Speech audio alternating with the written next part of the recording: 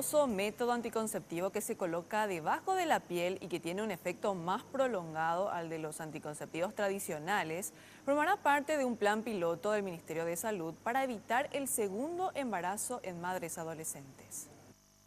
La aplicación de un dispositivo bajo la piel que permita la anticoncepción durante 3 años es el método que analizará el Ministerio de Salud a través de un plan piloto que se aplicará a partir de mitad del año.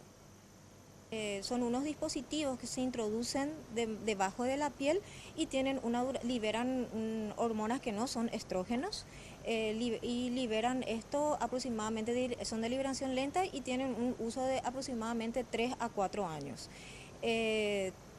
Lo que hace este dispositivo es inhibir la ovulación.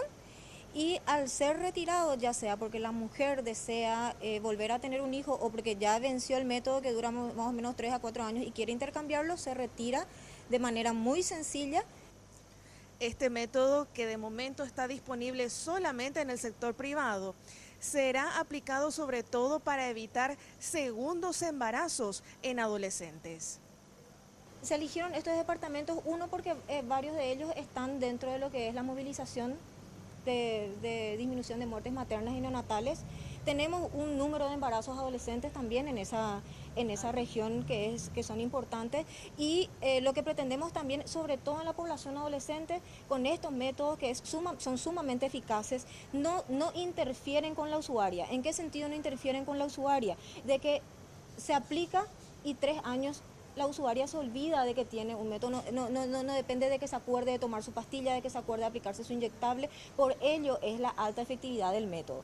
Entonces lo que pretendemos con esto es sobre todo apuntar a la prevención de segundos embarazos adolescentes. En principio, 800 dosis serán aplicadas en centros de salud de los departamentos de Alto Paraná, Concepción, Caaguazú y también en Asunción y Central a través de una donación del fondo rotatorio. Y a partir de dichos resultados, el Ministerio de Salud analizará la adquisición permanente de este método anticonceptivo. Jazmín García, Red Guaraní.